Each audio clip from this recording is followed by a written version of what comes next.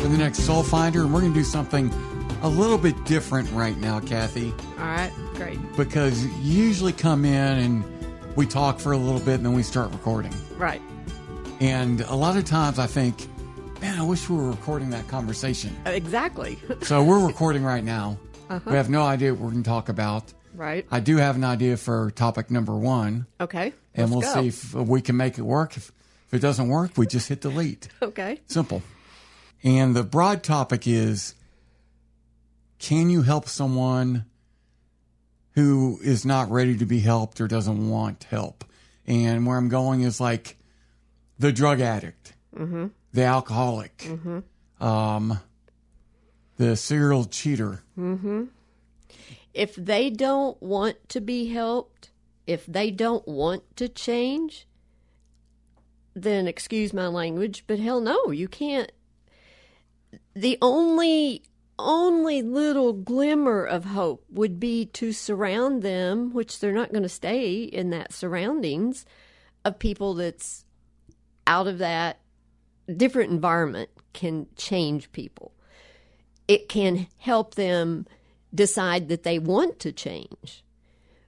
But as far as saying to someone that says, no, I don't want to change, I'm going to change you, can't do it, in my opinion. Okay, and that led me to my second question. Okay. And you touched on it right there, is can you help them get to the point where they want to change? And how do you do that? So that's a little tricky because lots of times they have, if they're consciously aware that they don't want to change, that's hard. That may be impossible. But if they're not conscious of the fact they're rebelling, they don't want to change, there is the slight glimmer of hope that they could be influenced by their environment to make a change. They would start to have the desire to be different if they had role models around them that were doing different. Okay, and I think, and you can argue with me if you want, that at some point there's some people that the more you try to, quote, help, the worse they're going to become. Oh, absolutely. Because what's happening is their unconscious, it's their unconscious stored emotion that they haven't healed is in control of them. And what is happening is they have an issue with being told what to do. And that rebellion, that determination of, you can't tell me what to do, will drive them farther the other way. And that's me. I'm raising my hand right now. I got don't that. Tell me what to do. I've got some of that. That will have the exact opposite impact. So I can relate to that. The other reason I think it could end up doing more harm than good, and you can yell at me if I'm wrong on this one, is guilt. And where I'm going with that is the person who has the issue, they know they have an issue. Most usually, yes. They don't feel good about it. They feel bad that they can't. And if you approach them the wrong way, I think that you are taking a very big risk at making them feel guiltier than they already do. Yes. Absolutely. And that could spiral them even further down the path. You always have to be conscious when you're around people that are hurting, people that they're drowning in the sandbox is what I call it. But they're being pulled in by the quicksand because all that their mind and their thoughts, their belief system and their thoughts, that's what creates our reality. And until you heal the stored emotion has a lot of control over your beliefs and your thoughts. And you're right. These people, some of them, not all of them, but a lot of them do have a lot of guilt. And they are conscious of where they're at. But there is a point in the physical condition, because I've been there. I know this point exists, and I know a lot of people would argue with me on this. But there is a certain condition and place that your body can get. Of course, your mind is helping that. It's there too. But the thing of it is, you can't change it by yourself. You just cannot come out of it by yourself. You have to get help. And once again, going back to the beginning, if that person does not want to get help, I'll go back. Have you seen the movie Leaving Las Vegas? No, I haven't seen it. Okay, it's a Nicolas Cage movie. Okay. And he plays like a movie executive that loses his job or whatever he did. He lost a good job. He's alcoholic. Mm-hmm. And he takes his severance check, basically, and decides what he's going to do is he's going to go to Las Vegas, and he's going to literally drink himself to death. He's going to commit suicide by drinking himself to death, and that's his plan. Mm-hmm. He meets a prostitute, falls in love. And that changes everything, doesn't it? No, it didn't. But, and this is where I'm going to watch the way I navigate this. I know. This is radio professional of Yes. me right here. Watch. The prostitute falls in love with him, and he loves her. Elizabeth Shue is the prostitute, by the way. And she wants to help him. Oh. And the way it starts is she completely accepts him for who he is and understands the situation and is going to basically, this is my interpretation of the movie, is basically going to be by his side and let him accomplish his goal of killing himself, but be there for him. Gotcha. She ends up falling in love, and she kind of wants him to kind of change his plan, but there's no changing his mind. Mm-hmm. And so the movie it goes through the psychology of what he's going through. Right. But it also goes through the psychology of what she's going through. Mm-hmm. And where I'm taking this is now if you're a person who loves the alcoholic, if you're the person who loves the drug addict, how much do you have to protect yourself from, and would always say, and look, I'm sneaky sensitive, but I can be very insensitive to the world. Mm-hmm. And the world probably thinks what I'm about to say is insensitive. Mm-hmm. But I'm not going to let your problem become my problem. You can't. You can't in this lifetime, if you're here to evolve your soul, you cannot take on other people's path or their problems or any of their stuff, because then you're interrupting their life path. You're enabling them to stay stuck, and you're taking on stuff that's not your business. You're making me feel real good about the way I feel about things because you're not arguing with me. Well, you haven't hit anything I disagree with. Because my thought is, if I think you want help, I'm going to do everything I can to help you. Right. If I'm not sure if you want help or not, I'm going to do everything I can to help you. Mm-hmm. But if you tell me you don't want help, what's the point? Yeah, I'll have fun getting drunk with you. Mm-hmm. I mean, yeah, that's if you tell me straight out, I don't want to help, and if I believe it, that's not my problem anymore. And it never was my problem. Right. But, I'm not going to make it my problem. We can't. We can, and that's what an empath will do when they're unconscious of the fact they're an empath, or they're an empath and they don't understand what that means. They are prey for people taking their energy, or they're prey of, like narcissists. An empath is food for a narcissist. Empaths, we come from a place where we want to help. That's what we are. Mm-hmm. That's all we are. Everybody supports everybody. That's what we know. You come from your heart. And the problem is that not everybody on this planet is an empath, and empaths get taken advantage of, and they give away their power when they take on somebody else's problems. They think they're helping, but in fact, a lot of times they're just running away from their own stuff. Well, in thinking you're helping, that's kind of cocky. Yes. Well, it is getting in somebody else's business. If they didn't ask you for the help.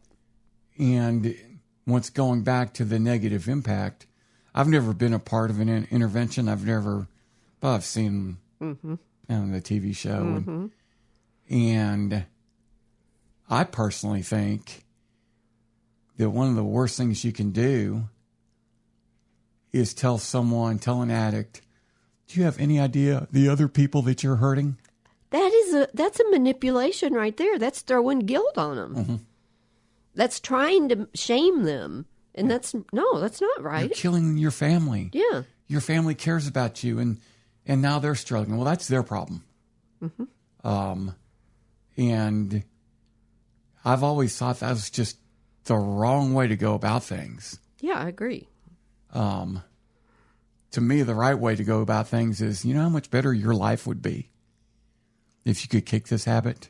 Right. You know what an accomplishment. The other thing I think, and I've been guilty of this, I think we all have, is not understanding we may not have a clue what that person's going through. Oh, absolutely. Because we don't. And even if we've gone through it ourselves, we haven't gone through it the way they are. That's exactly right. That's exactly right. And back to your point of the different approaches, one way is seeing what's wrong. The other way is seeing what's right. We have to live in seeing what's right. And to me, and okay, I'm going to try and get you to I know, disagree. to tell me I'm wrong. And I'm fine being wrong. Mm-hmm. But like that Leaving Las Vegas, mm-hmm. to me, if he wants to drink himself to death and he's got a plan, I kind of respect that. I'll tell you what, I think I've told you about my uncle who committed suicide. Have I told you? I don't recall. I had an uncle that, he was a great guy. God, he was a blast. He was the fun uncle. He was a single uncle that was in business for himself.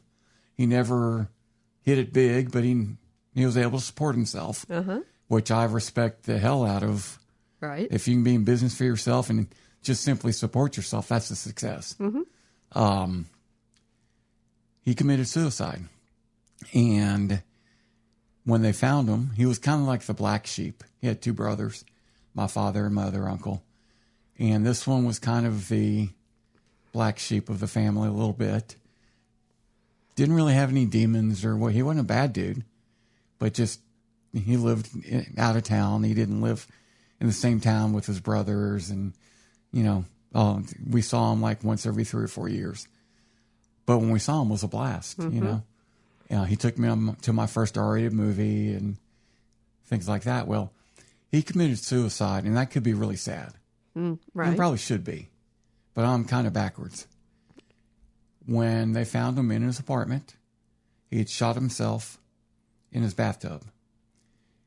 The way they found him, or the conditions, the apartment, all of his furniture was gone, except for a chair, a TV, and a TV stand.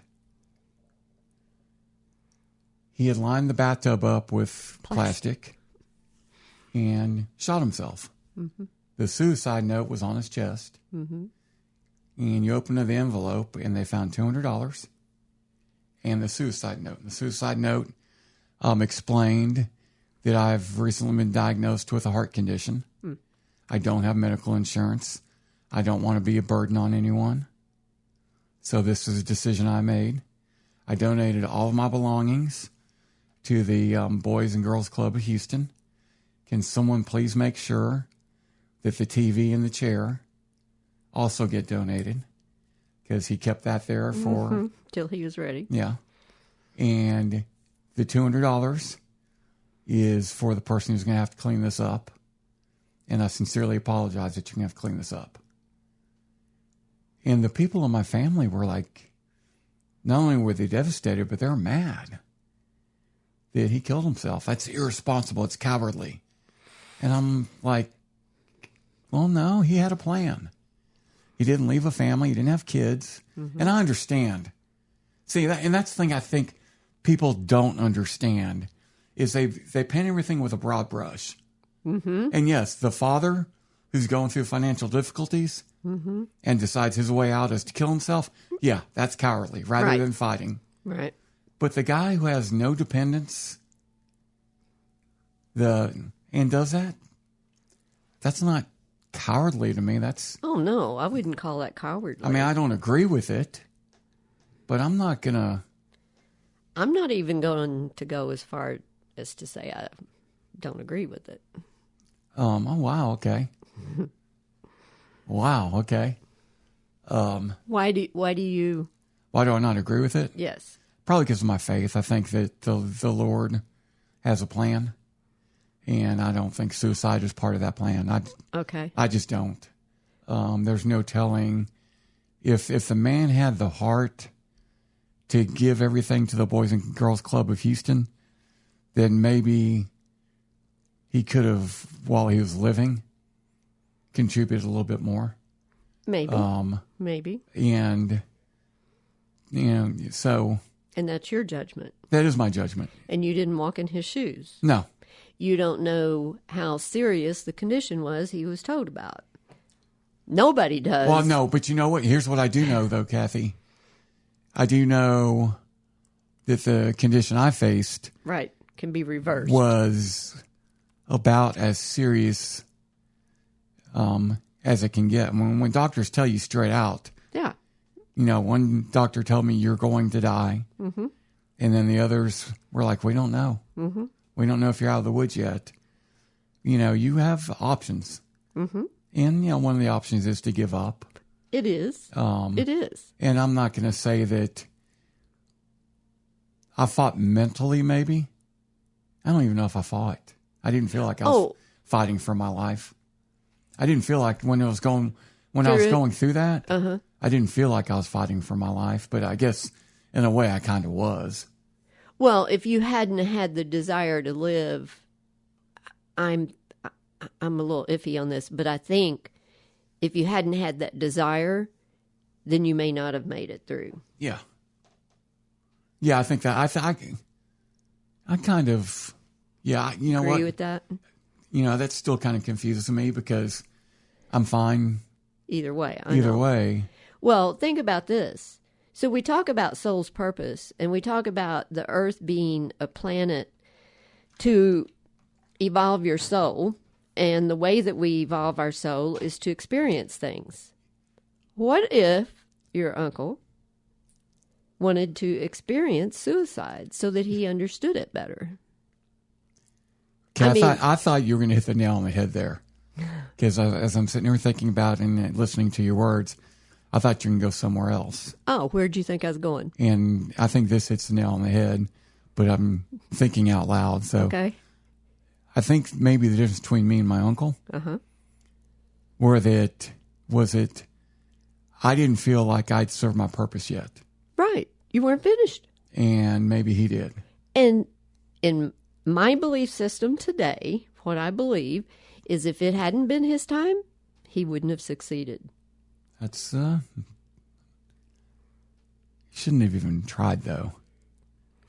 Well, that's because you have a belief around that. Yes. He didn't. Mm-hmm. And I mean, he went to all the extremes to do it the best way. Well, yeah, when I say he shouldn't have tried, that sounds like I'm judging. I'm not judging. I'm just... Oh, you're not? No, I'm not judging. There's probably a better way to phrase it. I'm just saying... It goes against your belief. I wish he didn't have... I wish he had thought of different options. Such as?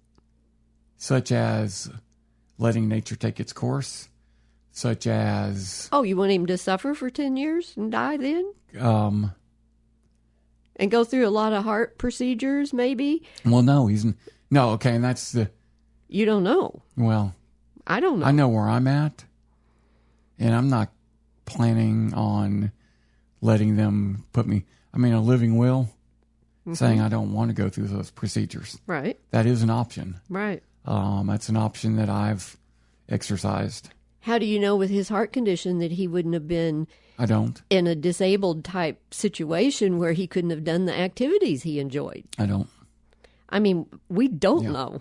And that's the one scary thing that I think everyone should have, but that's nothing scares me about living and nothing scares me about dying other than living with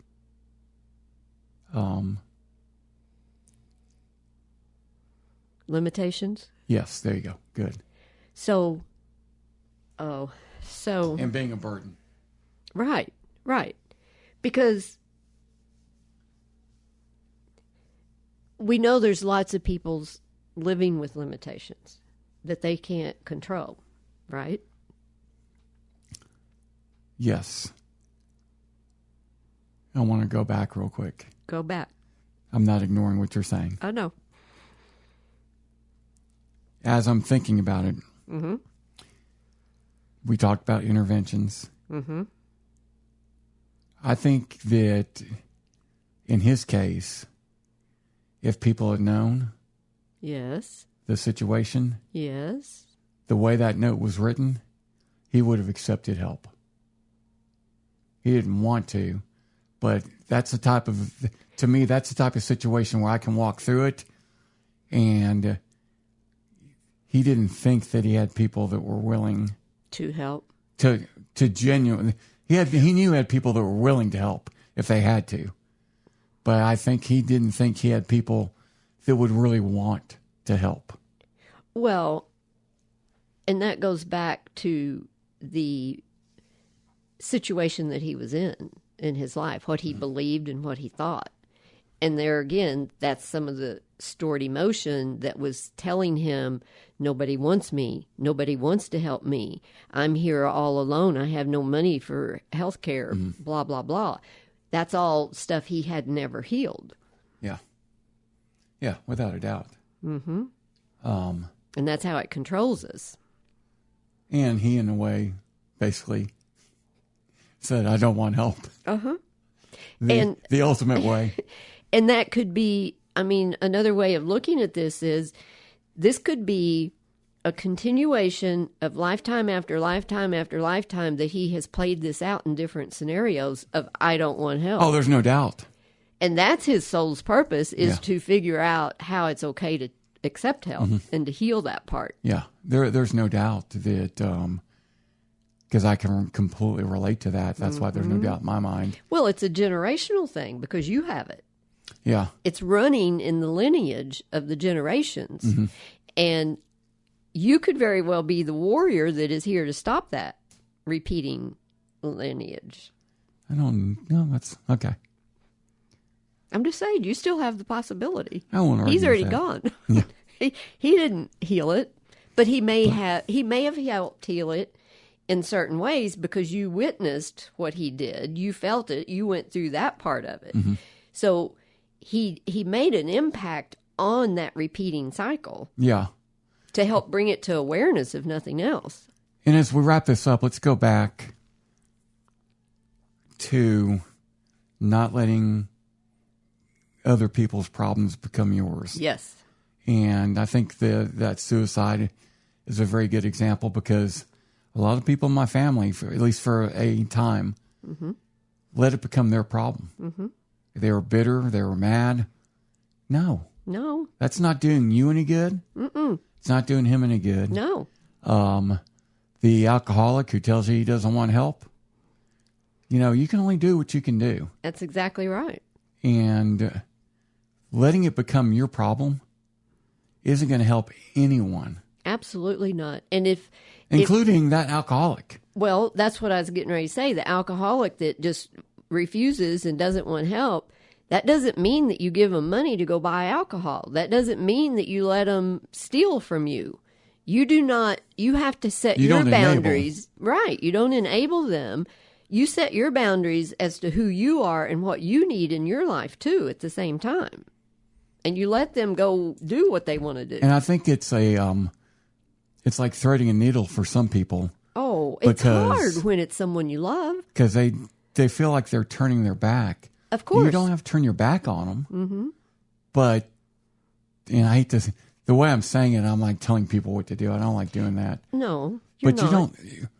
I think for me, it's easy to not turn your back and not enable at the same time.